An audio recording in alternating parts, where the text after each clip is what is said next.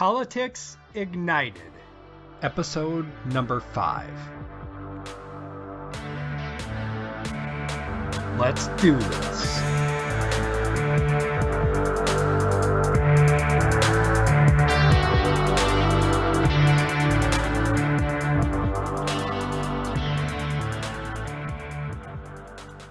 This is Politics Ignited, where we're joined by exciting liberty-minded political activists from around the world, giving you the Ignite Nation direct insight into how they got involved in liberty, what they are doing now to fan the flames, and what you can do to light the fires of liberty. And now, your host, Todd Welch. On this week's episode of Politics Ignited, I'm joined by Peter Francis Fenwick, and we have a great intellectual discussion on the ideas of liberty and how they are involved in government today and the role of government, what it should be, what it shouldn't be. I really think you're going to enjoy this one, so let's go ahead and jump right into the episode. On today's podcast, I am here with Peter Francis Fenwick. Fenwick is coming to us all the way from East Melbourne, Australia. He has an MBA in business, and he also successfully ran a consulting firm, Fenwick Software, up until 2011 when his employees took that over. Is that correct, Peter? We set up an employee shareholder scheme, and 5 of them bought 15% each, and I retain 25%. So I've retired to a life of contemplation. Sounds like a good idea. All right, and your books, you have The Fragility of Freedom, which was your first book, I believe, and your current book, Liberty at Risk, Tackling Today's Political Problems. Is there anything I'm missing there, Peter, at all? No, that's the 2 books. The first one is in paperback and ebook, and it's about 60,000 words. Liberty at Risk is a shorter book. I think a lot of people have difficulty reading long books in political philosophy. So my concept with Liberty at Risk is 23 short chapters, about 300 to 1,000 words each. And my idea is that people will read 1 chapter a night with a glass of wine and spend the next day thinking about it. All right, well, before we jump further into that, why don't you just give me your path that you went on to get to where we are today? It's quite interesting. Looking back, I obviously read von Mises' Human Action, Ayn Rand's novels, Atlas Shrugged, Robert Nozick's Anarchy, State and Utopia in the 60s. And it's only now that I've gone back and reread those books and read a lot of others, Hayek and Rothbard and various other writers, that I realised the influence that those people had on me, because the firm that I founded was run on what you'd call libertarian principles.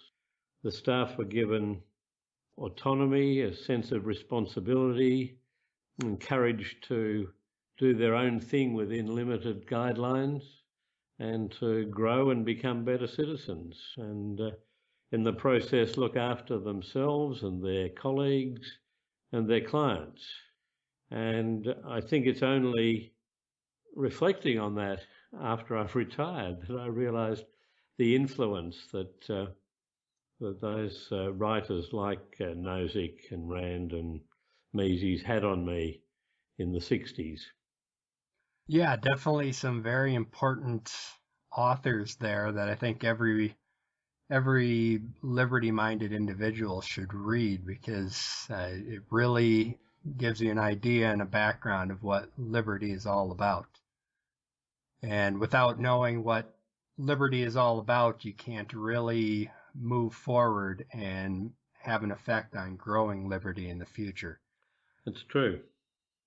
All right. So, Peter, why don't you tell us a little bit about the book, The Fragility of Freedom, and then we'll jump into your current book, Liberty at Risk. Right. Well, the fragility of freedom is sort of an acknowledgement that things aren't right. You look at today's world, and whether we're looking at it in Australia or the US or in Europe, the same sort of problems seem to arise. We have leaders in all sorts of areas who abuse positions of trust, and it doesn't seem to matter whether it's leaders in religion or politics or business or the trade unions or education. They're doing things for their own benefit and not for the benefit of those they're supposed to be looking after. I got to wondering why this was happening, and it seemed to me that the welfare state had created societies where people felt they had an entitlement to the goods and services of others, and they didn't have a need to be responsible. One of the insights I had was that crony capitalism actually flows from the principles of the welfare state. That once you've actually said that it's okay to take from Peter and give to Paul, and in the political sphere, what happens is that starts off with some well-meaning ideas, but eventually you take from the people you don't like and give to the people you do like, or from the people who don't vote for you and you give to the people who do vote for you. And once you've established that as a principle, crony capitalism follows, that you will give to the people in business who will support your party or your personal re-election. So I saw that as sort of the capture of the state by powerful influence. Instead of people looking after the good of others, they look after the good of themselves and their own group. Yeah, I agree with that. It seems that they always start out with well-meaning intentions, but it always ends in the result of, as you say, crony capitalism or corruption.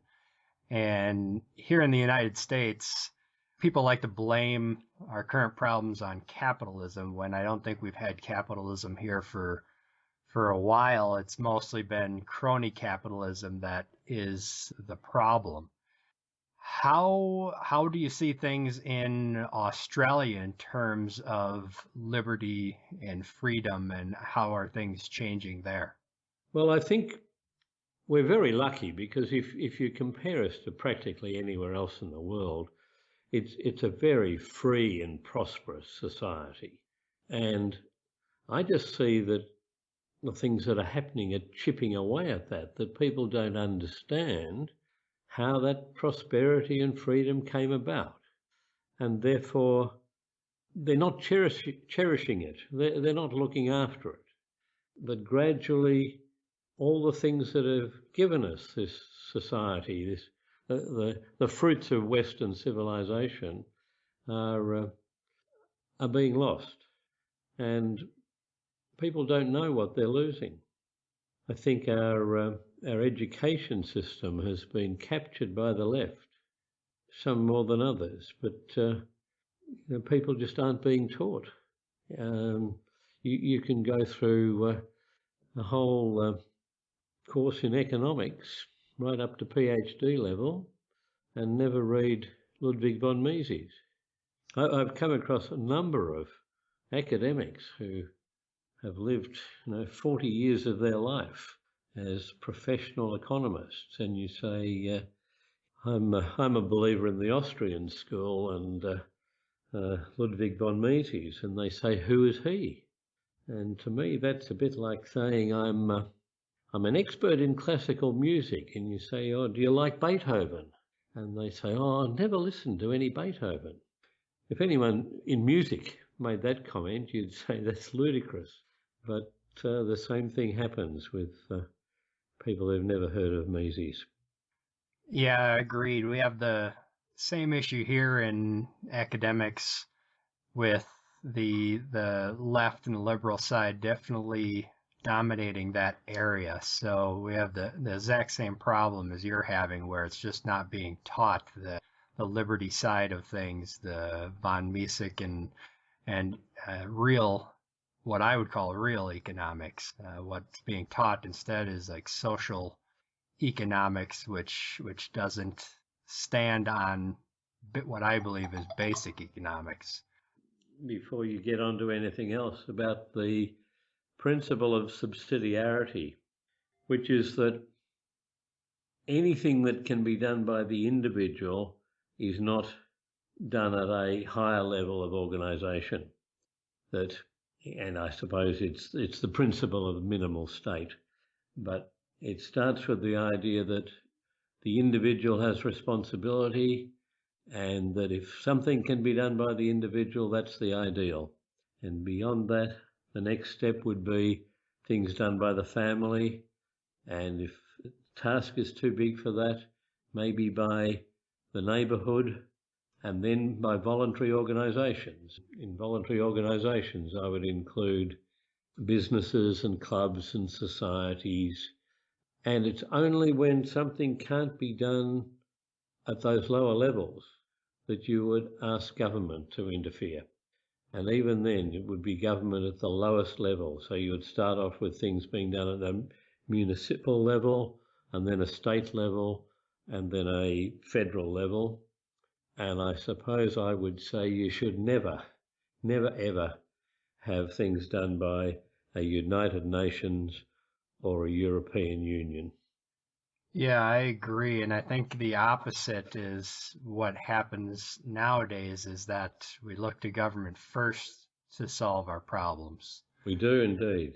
And in some cases, in a quite foolish manner. We had a very sad case in Australia last year where a woman killed 8 children. They were 8 of her own children. And the response in the papers the next day was, what was Scott Morrison going to do about it? Now, Scott Morrison is a politician who is Minister for Social Security. And I said, hey, wait on a minute. Before you ask what's Scott Morrison going to do about it, why don't you ask what's the family going to do about it? What's the neighbourhood going to do about it? What's the local community going to do about it? These are not issues that you can transfer from Cairns to Canberra. You can't expect the minister to take responsibility for these issues. Yeah, instead of asking and talking to the people who are most closely connected, you go right to the person who's the least connected, if at all connected. Quite right. Okay, Peter, well, let's move into your current book, Liberty at Risk, Tackling Today's Political Problems, and tell me a little bit about that book. Well, the idea of it grew out of a response I had to the problems of jihadist Islamism. We have a conservative monthly magazine in Australia called Quadrant. It's been running for many years and has a new editor, and it has some fine essays in it. And they had written an edition on the problems of the terrorist bombings in Paris. And I'd written a letter to the editor complimenting them on that and saying that if we were going to argue that our ideology was superior, then first of all, we had to understand what it was. And secondly, we had to live the truth. And that's what we were talking about earlier, this insufficient education of our own people about Western civilization and how we come to have the free and prosperous societies that we live in. And unless we understand where that comes from, then we can't argue that our society is better than others. And also we need to live the truth. We can't, for instance, say we treat women better if we have a high incidence of domestic violence. So I wrote that letter and that was published, and I thought I could do a lot more of these. So what I've done is I've put together a whole lot of short essays like that, and the style is what I call the Book of Hours style. I went to a lecture by an academic describing the Book of Hours, which is it's a work of art really, from the 15th or 16th century. And the style is a prayer, probably for each hour, and around the edges are illustrations that relate to the prayer. Now, I'm not saying that I've written a prayer book, but I've taken short ideas, and with each one I've at least put a photograph of someone that I'm talking about. For instance, when I talk about how minimum wages are robbing youth of jobs, I quote Henry Hazlitt, and there's a photograph of Henry Hazlitt. So throughout the book, each little chapter has got either a cartoon or a photograph of someone relevant to what I'm talking about. And although there's a little bit of a theme through the book and it sort of progresses, it's written in a way that one could pick up any chapter and read that without having read the preceding chapter. So it really is designed for people who are in a hurry, people who might want to read for 10 or 15 minutes and then think about these issues the following day. So whereas the monks might have had a prayer every hour, I'm thinking here is a libertarian view of the current political problems, encouraging people to spend a few minutes, read what I've got to say, and then spend the rest of the day deciding whether they agree with that or want to expand on it or think about it or discuss it with their friends. Okay, sounds like very interesting and easy to pick up, jump into, and put down and come back to later then. That's right. Good, good. Not all books are like that, so it's always nice to have books that you can jump into and not have to take up a whole lot of time. But at the same time, a lot of good information. So any other things you'd like to go over with your latest book, Peter, before we move on to the next section here? No, I don't think so. I mean, I could discuss, specific chapters and how they came about. One of my colleagues said, has any of this sort of libertarian stuff ever been tried? Has it ever been successful? And that, I think, was an interesting comment to me because the person who made it is well informed and intelligent. But I think, again, it illustrates the lack of education in these fields.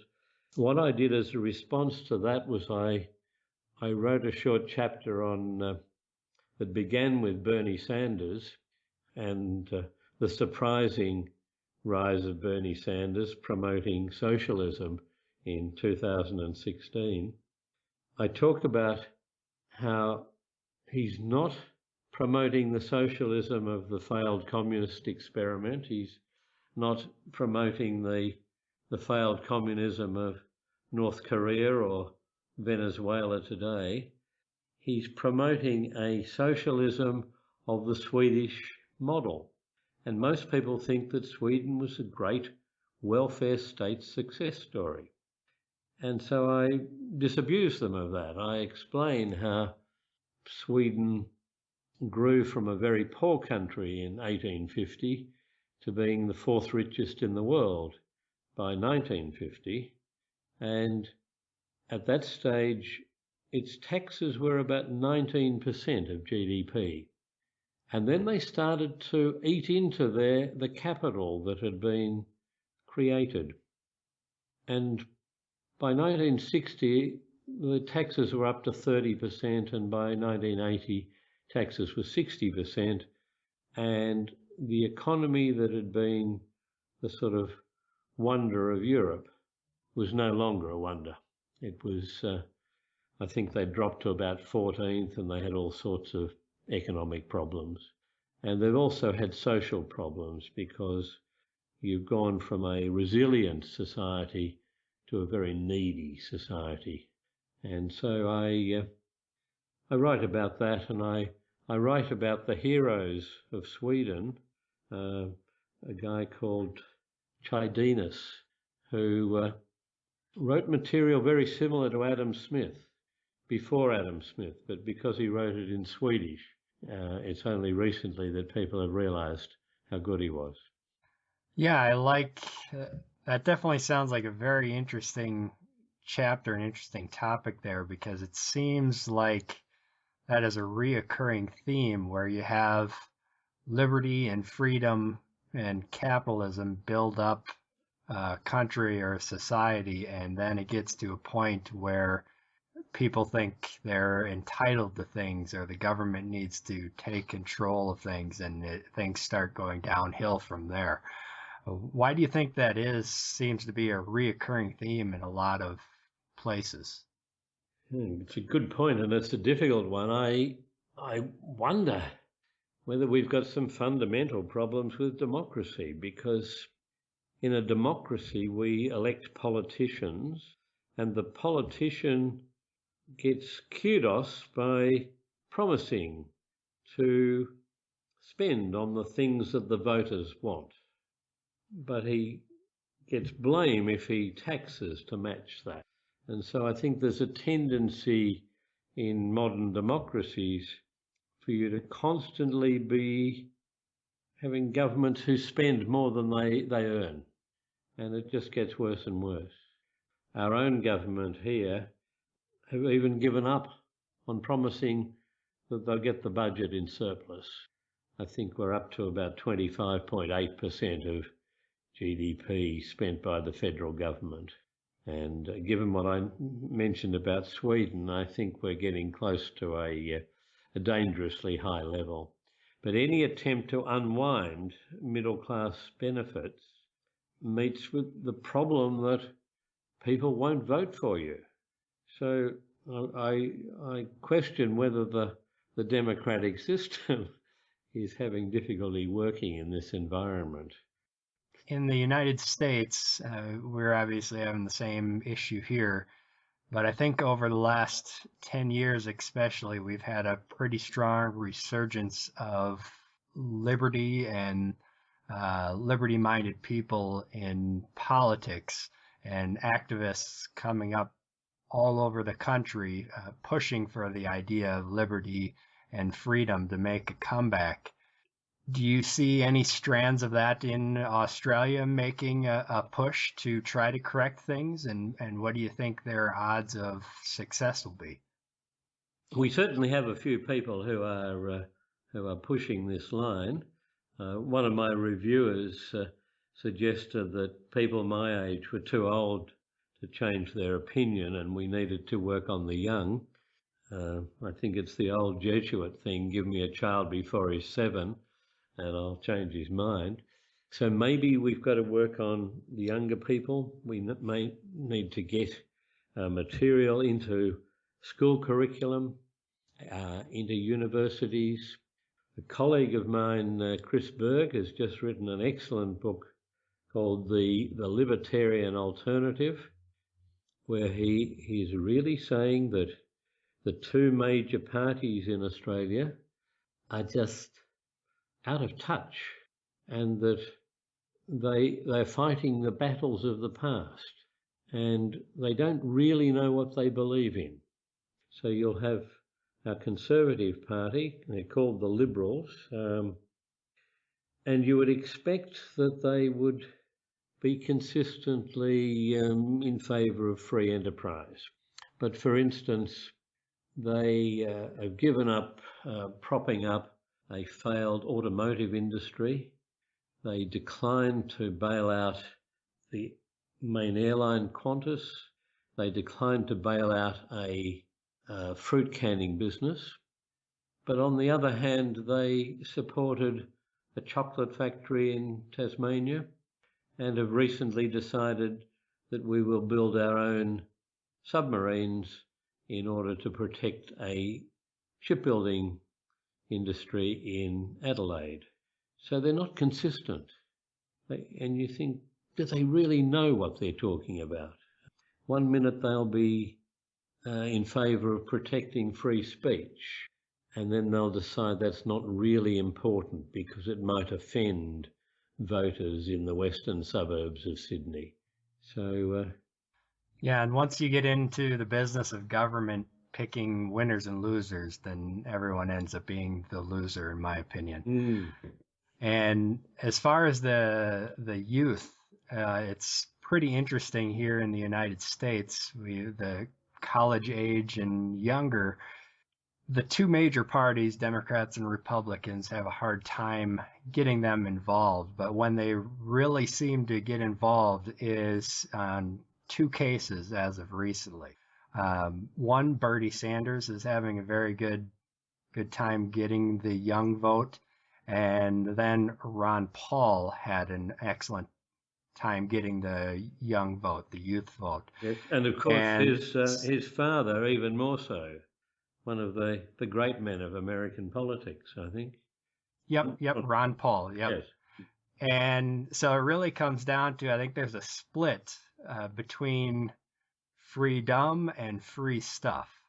And we have to keep pushing for liberty and make sure the younger generation, college age and younger, sees the difference between freedom and getting free stuff, and that if you're relying on the government to get free stuff, then you do not have freedom. It's not, you can't have both. It's really one or the other. Right. I like that. You can have freedom or free stuff. You can't have both.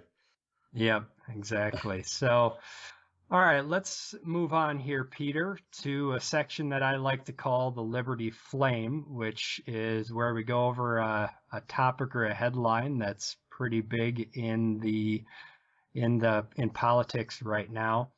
And for this episode, I want to get your thoughts on the war on drugs and where that's heading and what you think the best solution is. Well, it hasn't worked, has it? You've criminalized the production of drugs, and that has some very bad consequences. You probably have more criminal activity because of it. I don't think you've reduced the use of drugs at all. There's a case, I don't know a lot about it, but I gather Portugal has decriminalized to some extent. And instead of jailing people who are found with drugs in their possession or using drugs, they talk them out of it. They treat it as a social rather than a criminal issue. And I gather the costs to the state have reduced. You have fewer police involved in policing drugs. You have fewer medical people looking after the aftermath. And so I think that's one angle. I've often wondered whether if drugs were produced on the market, maybe if Philip Morris got into heroin and cocaine as well as tobacco, and the products were branded and they had a reputation to look after, then you might be sure of the quality of the product. There might be fewer overdoses. But I think the main thing is just taking that criminal element out of it. I don't know what it's like in the States, but here there's a lot of side criminality that comes from having gangs who are in charge of the drug scene. And they are into standover tactics and drive-by shootings, and I suppose they can't get protection in their business from judicial system and the police. If a commercial deal goes wrong, they have to deal with it themselves, and they deal with it violently. Whereas if we have a commercial deal that goes wrong, we've got a legal system to recover the debt. Yeah, I agree. Here in the United States, we've got most of our prisons are filled with people caught up in the war on drugs, and a majority of those are going to be victimless crimes where it was basically the person doing some type of drug that's thrown in jail for that. I can see throwing people in jail for if they're selling to minors or young kids or forcing people into this type of thing, but just criminalizing drugs in general, I think, has cost a lot of money and taking police officers away from real crimes and putting them in an area where maybe it's not so productive to help society. It's a bit surprising that after you had the experience of prohibition, and what a failure that was, that only a few years later you have the war on drugs. You think that the society and its politicians might have learned something from the problems of prohibition. Yeah, a lot of politicians have trouble learning from history for whatever reason. Yes. They always think that they can do it better. Hmm. But all right, so anything more that you want to touch on here before we wrap things up, Peter? No, I think we've covered a lot of ground, but and I think in general, the issues are that we need to get that education about the sources of Western civilization and the principles of liberty, and we need to somehow promote it more in our education system and with our politicians. But it's quite an uphill battle, and maybe you do start with the young. Yeah, with that, Peter, how do you think for those just getting interested in liberty, what do you think is the best way for them to get involved and have an effect? Well, I think there's now a lot of very good material around. Organisations like the Mises Institute and the Cato Institute, the Atlas Network. Probably in every city where people are, there's some organisation. Here in Australia, we have the IPA in Melbourne, we have CIS in Sydney, we have Mancal in Perth, and they're just the major ones. I think probably people getting involved with like-minded people.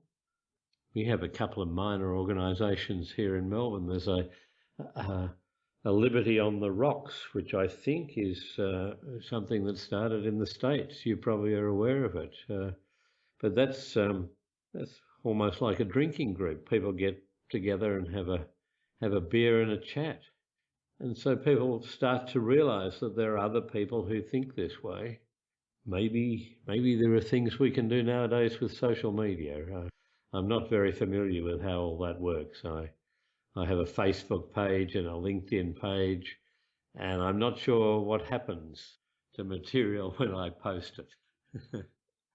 Yeah, I took a look at your Facebook page and it's definitely out there. So it's getting out to people on Facebook and people on LinkedIn and growing your audience. But I really agree with that. You have to network with other people in your area. As liberty-minded people, we tend to be individualist, and we really have to connect with other people, though, if we're going to have a greater effect, because we can do things ourselves, but once you get into a group and your group gets bigger and bigger, you can have more and more influence in the area. Look, there are two issues that I find that good and reasonable people have difficulty with. One is the issue of charity. The welfare state has really crowded out self-help, the friendly societies and all those mutually supportive organisations. And most people cannot conceive that without the state providing welfare spending, there wouldn't be people sort of dying in the street because they've lost their job or they're ill or something. And I don't think that's true, but it's a very widely held belief. And they say, you know, I can see where you're going, but that won't work, because as soon as you don't have government looking after welfare, there won't be any. I've got it on my list of things that I need to sort of think through a little bit, because it seems underlying that is some attitude that only by taxing people can you get enough money to pay for the charity that's necessary, because not everyone's a nice person like you are. The status people decide that they need to get money from the bad people to look after the poor and the disadvantaged. So I think that's an issue that we perhaps need to argue better. And the other one is, where are the jobs going to come from? And although you can say, well, put yourself back 50 years and think, where have the jobs come from? And if you get the right sort of encouragement for entrepreneurs and a free market system and an environment that encourages business to flourish, then the jobs will come. But I find that they're the two issues that need to be debated more thoroughly and clearly enunciated better. Yeah, I agree, especially on the job side of things. I don't believe that government has ever created a job in the existence of government, because it's every job that is a government job, for example, is created using someone else's money. And typically when government is talking about creating jobs, they're talking about entrepreneurs or other companies creating jobs, and they're trying to make a situation to make that easier. And usually that involves reducing government on those entrepreneurs and businesses to create more jobs. So you create the problem that you're trying to solve. Exactly. Yeah. Exactly. All right, Peter. Well, I think that wraps up this podcast. I really appreciate you coming on and sharing your ideas with us. Thank you very much, Todd, and thanks for the opportunity. And I really enjoyed talking to you. I appreciate it. You have a good one. Thank you very much. Okay, what did I tell you there? Great discussion on liberty and freedom in general with Peter. And if you want to get the show notes for this show, you can visit politicsignited.com and get all the information that we talked about, and links and everything else will be there. Again, as always, I appreciate everyone out there in Ignite Nation. Keep lighting the fires of liberty around the world.